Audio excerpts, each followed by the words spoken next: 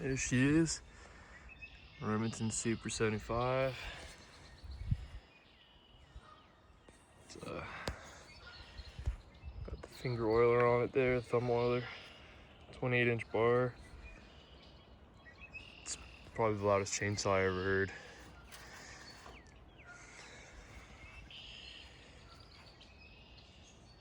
So it's just a straight shot muffler. It's only one chamber too. Some of them had the two. This is one chamber. It's very loud. Very nice chainsaw. And this is a runner, guys. She'll fire right up. Very nice.